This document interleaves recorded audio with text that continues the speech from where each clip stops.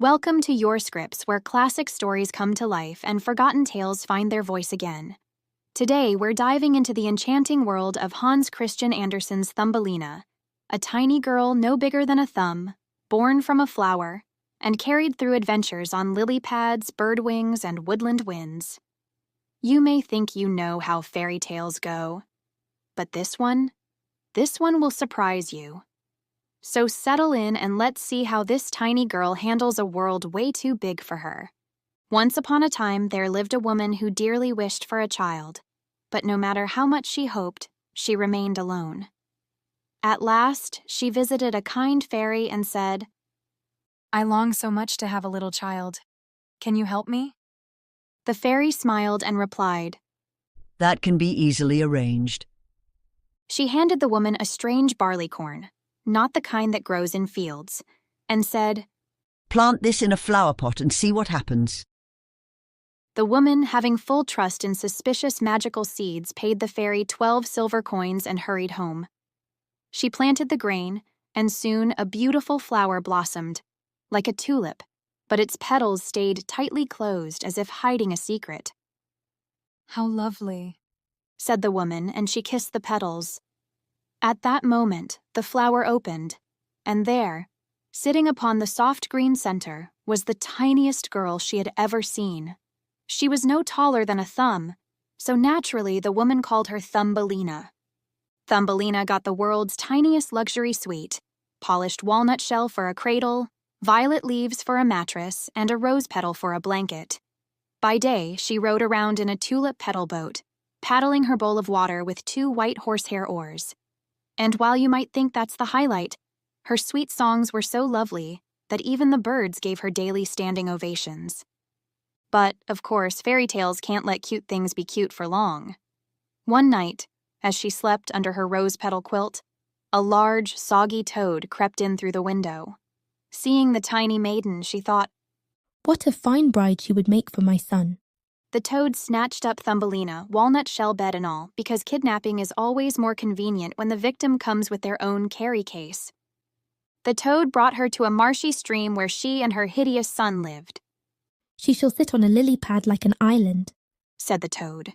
"She's so light she cannot escape. While she sleeps, we shall prepare the wedding chamber."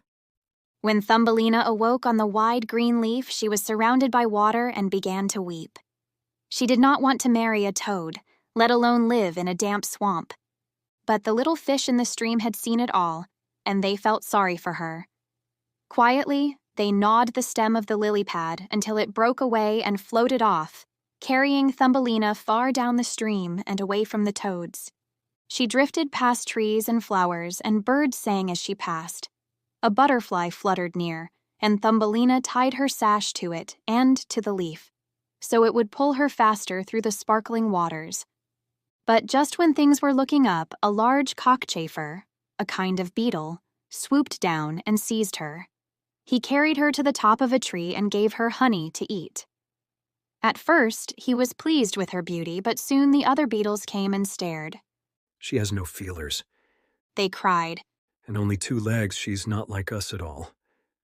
So the beetle who had taken her began to think she must be ugly after all. He left her on a daisy and flew away, ghosting her before ghosting was even a thing. Poor Thumbelina sat alone, feeling unwanted, though she was truly lovelier than ever. All summer long she lived in the woods, weaving a bed from grass and drinking dew from flowers. But when winter came, the flowers died, the birds flew away, and cold snowflakes fell heavy on her, not caring about her tiny problems. Her clothes were torn, and she shivered terribly. At last, she found shelter with a kind old field mouse who took her in. "You may stay with me all winter," said the mouse. "but you must keep my home tidy and tell me stories." Thumbelina agreed, no questions asked, and soon found herself warm and comfortable. But one day the mouse said, "We shall have a visitor. My neighbor the mole comes each week. He wears fine velvet and lives in a grand home.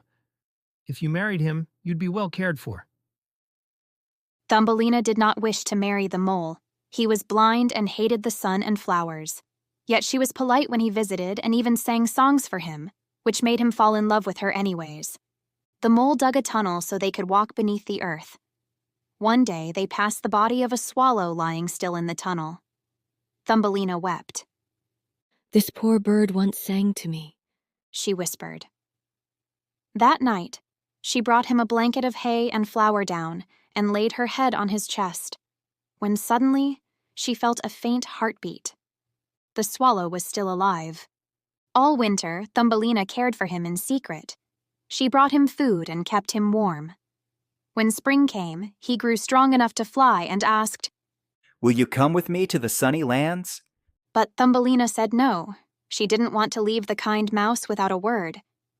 Spring turned to summer, and the mole asked for Thumbelina's hand in marriage. The wedding was set for the end of the season. She cried often, for she couldn't bear the thought of living underground, away from the sun and flowers. One day, as she stepped outside to see the sun one last time, she heard a familiar sound. Tweet, tweet. It was the swallow. He had returned and was overjoyed to see her. She told him everything, and through her tears he said, "Come with me. We'll fly away to the lands where it is always warm, where the sun shines bright and flowers bloom all year." This time Thumbelina didn't think twice and said yay right away. She tied her sash to the swallow's feathers. Together they soared high over fields and seas and snow-covered mountains. At last they reached the warm lands of the south. Grapes hung on vines, oranges bloomed, and butterflies danced in the air. The swallow brought her to a white palace near a sparkling lake, where flowers grew between marble stones. He placed her on one of the flowers, and to her surprise there sat a tiny prince, no larger than herself, with golden wings and a crown. He was the king of the flower people, and he thought Thumbelina was the most beautiful creature he had ever seen. He asked her to be his queen. She said yes, because this one didn't come with cold tunnels and mole whiskers. The flowers opened all around them, revealing tiny fairies who gave her gifts. The best of all was a pair of wings, so Thumbelina could fly from bloom to bloom just like her husband. "From now on," said the Flower King, "you shall no longer be called Thumbelina. Your name shall be Maya, as beautiful as you are." The swallow sang a wedding song, though his heart was heavy, for he loved her dearly and would miss her. But he never forgot about her as went back to Denmark. There he had a nest over the window of a house in which dwelt the writer of fairy tales, and the swallow told him the whole story. And that, my friends, is the wild little ride of Thumbelina. Proof that sometimes the tiniest people handle the biggest messes and still come out with wings and a crown. Did you enjoy? Then please like, subscribe, and come back for the next story on YourScripts.